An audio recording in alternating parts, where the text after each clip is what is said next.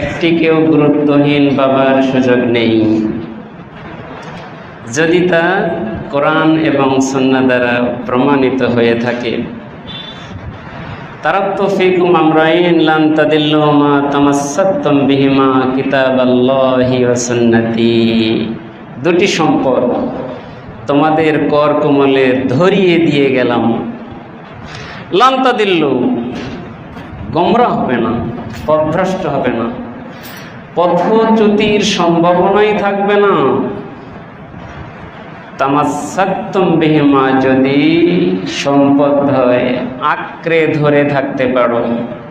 কিতাবাল্লাহি, একটি আল্লাহ তাআলার কিতাব, ওয়া সুন্নতি, আরেকটি রাসূল বলেছেন আমার সুন্নাহ।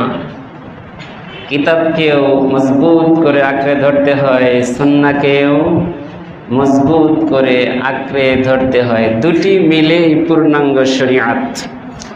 আল্লাহ তাআলার হুকুম থাকবে, হুকুম কিভাবে আদায় করব তার সুন্নাহ থাকবে না, তরিকা পথ নিয়মকানুন থাকবে না, এ তো হতে পারে না, জগা খিচুড়ি হয়ে যাবে বিধান। আর নবীর সুন্নাহ কিসের উপর? আগে ফরজ থাকবে, আল্লাহ পাকের হুকুম থাকবে, সেটি আদায়ের পদ্ধতি নবীর সুন্নাহ। তো একটি আরেকটির সঙ্গে ওতপ্রোতভাবে জড়িত। আজকে আপনাদের সামনে বুখারী শরীফ সানি দ্বিতীয় খণ্ড কিতাবটি হাতে নিয়ে এসেছি। কিছু তথ্য এখানে আছে। মধ্যপ্রাচ্য অস্থির। আল্লাহর পয়গম্বর তার নবুয়ত রিসালতের জিন্দেগিতে যেভাবে পথ চলেছেন, ওই পথে চলার মধ্যেই মুমিন মুসলিম গোষ্ঠীর শান্তি, নিরাপত্তা, কামিয়াবি, বিজয়। এর বাইরে অন্য কোনো পথে হাঁটলে, অন্য কোনো পথ খুঁজলে নিরাপত্তার গ্যারান্টি নেই, বিজয়ের গ্যারান্টি নেই, আরামে ঘুমোবার গ্যারান্টি নেই। আল্লাহ রাসূলের নবুয়ত এবং রিসালাতের জিন্দেগি মাত্র 23 বছর। 23 বছর বলা হয় 23তম বছরকে পূর্ণাঙ্গ ধরে, মূলত 22 বছর 8 মাস 6 দিন। সর্বশেষ আয়াত যে নাজিল হয়, ওয়াত্তাকু ইয়াওমান তুরজাউনা ফিহি ইলাল্লাহ, তোমরা ওই দিনকে ভয় করো যেদিন আল্লাহ পাকের নিকটে প্রত্যাবর্তিত হবে।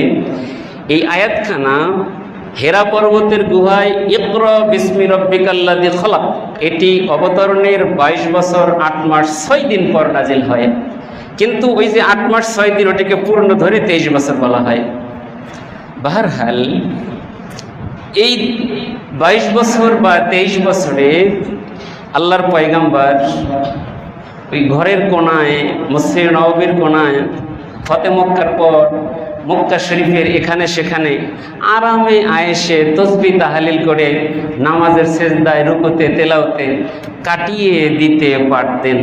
কিন্তু আমার আপনার জন্য, এই বিশ্বকে নিরাপদ করতে, কালিমা পড়ুয়া প্রত্যেকটা মানুষকে শান্তির সাথে যেন ঘুমোতে পারে, সেই লক্ষ্যে নিজে নির্ঘুম রাত কাটিয়েছেন, ঝুঁকি নিয়েছেন, জীবন বিপন্ন করতে কুণ্ঠিত হননি। শুধু নিজে নন, নিজের সঙ্গী সাথীদেরকে নিয়ে জানে মালে আল্লাহর রাহে ব্যয় করে জীবনকে ঝুঁকির মধ্যে ফেলে পথ চলেছেন, যার বদৌলতে আজকে আমরা পৃথিবীর কোনো কোনো প্রান্তে একটু হলেও স্বস্তির সাথে বসবাস করতে পারছি।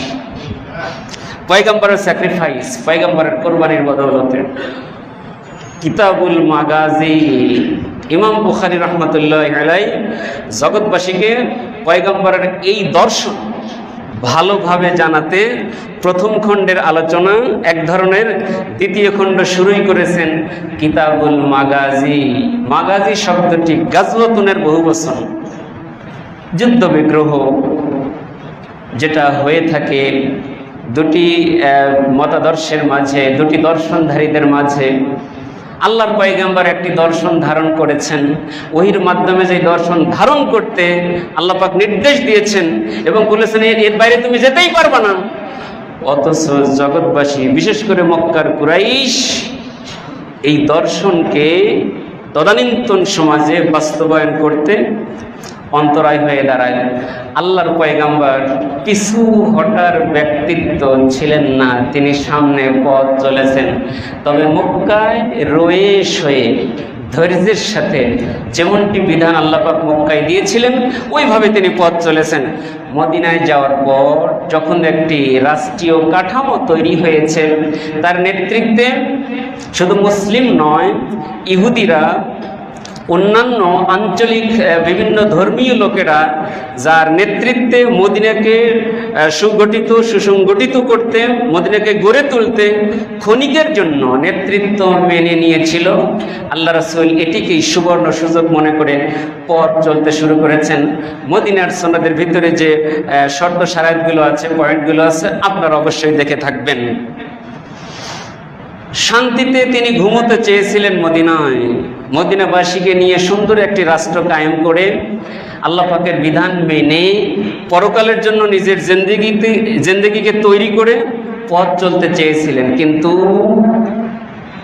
450 মাইল দূরের সেই কুরাইশরা আল্লাহর পয়গম্বরকে স্বস্তির সাথে জীবন যাপন করতে দিচ্ছিল না। আল্লাহ তাআলা বললেন, এটা মক্কা নয় নবী, এটা মদিনা।